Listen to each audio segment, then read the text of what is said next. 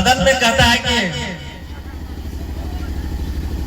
उर्दू पढ़ा रहा है, मौलवी बनेगा, कट मौलवी बनेगा, कट मुल्ला बनेगा। मैंने जोगी को कहा है, जोगी याद रखना, अपने दायरा मत क्रॉस करो जोगी। क्या बात,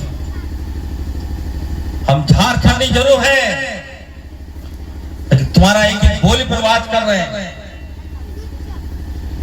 संभल कर बोलो, तौल कर बोलो,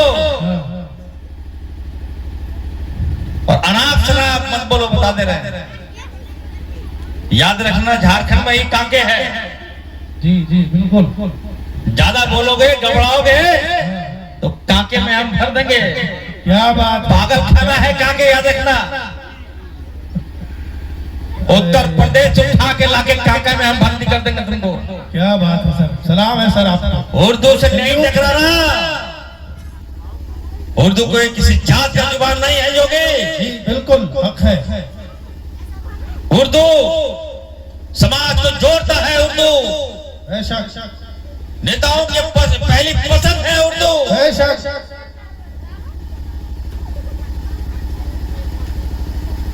कोई ऐसा देश नहीं है जहां उर्दू नहीं है, याद रखिएगा। क्या बात है सर भाई, जिंदाबाद, बेशक, बहुत खूब, जिंदाबाद जिंदाबाद।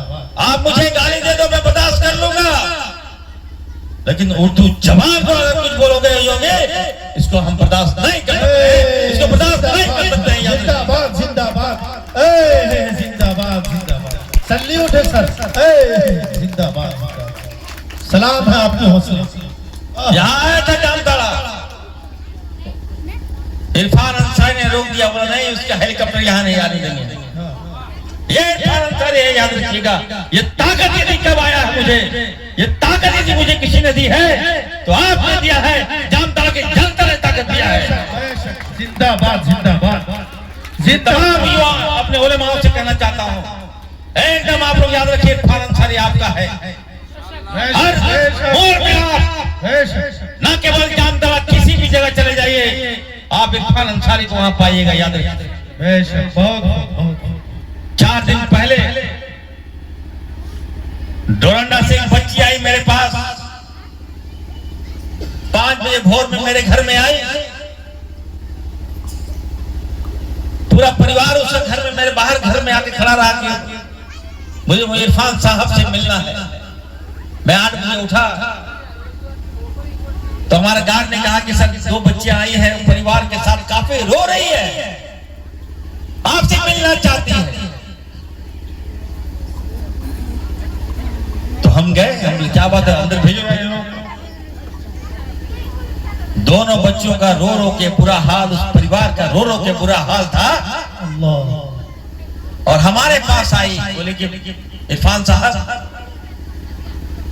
मैंने आपका नाम सुना है कि आप जो हैं गरीब को मदद करते हैं, किसी पे जुल्म होता है तो सबसे पहले आप आवाज उठाते हैं। मैं बता दूं कि सामने मेरे कुछ पुलिस वाले आए, मेरे अब्बू जान को और हमारे अंकल को उठा के ले गए, बहुत मारा घर में। मेरे अब्बू जान जो है छोटा मोटा कॉन्ट्रैक्टर है, बड़ी मुश्किल से परिवार को पालते हैं वो, और उनको पुलिस उठा के ले गई है, पलामू की पुलिस। मेरे अब्बू को बचा लीजिए। हमने इतिहास जाना तो पता चला कि नहीं, ईमानदार आदमी है,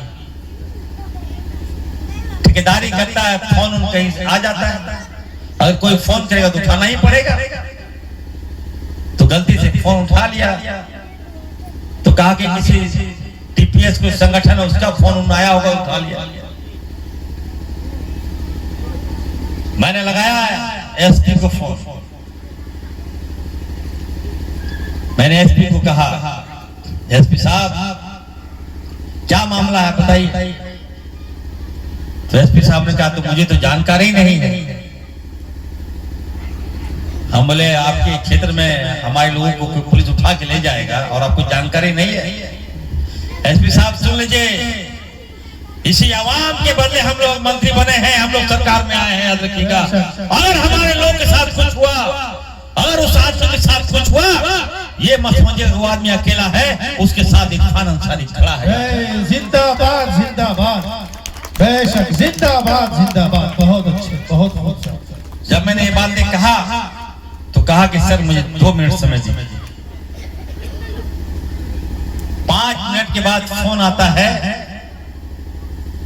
एसपी साहब कहते हैं कि इरफान साहब उनके घर वाले को भेज दीजिए और उसको लेके चले जाइए। सल्यूट है सर, सलाम। और उनको छोड़ दिया गया। दूसरे दिन मिठाई उठाई लेके हमारे पास आई, उनको लेके आई। उस वालिद साहब कहते हैं कि सर मुझे तो नया जीवन दिया आपने हमें, अगर आपका फोन नहीं जाता तो हम लोग लगता है कि हम लोग आतंकवादी बना देता। तो निश्चित तौर पर मैं कहूंगा, वैसे लोगों से कहूंगा, क्या आप लोगों ने इरफान अंसारी को खड़ा किया है। इरफान अंसारी वो एक ऐसा पेड़ है, जहां तोड़िए वहां फलदायक पेड़ मिलेगा, आम मिलेगा, बेशक बेशक, हक है। जिंदाबाद जिंदाबाद। और मैं कह देना चाहता हूं, फुरकान अंसारी का बेटा है इरफान अंसारी, याद रखिए जी। फुरकान अंसारी से बड़ा नेता इस देश में पैदा नहीं। बेशक हक है। आज फुरकान अंसारी है तभी हमारा झारखंड में अल्पसंख्यक मजबूत है, ये मान के चलिए। जिंदाबाद जिंदाबाद। टोपी वाले नेता तो बहुत हो जाएंगे, जी लेकिन मर्द नेता अगर कोई है तो फुरकान साहब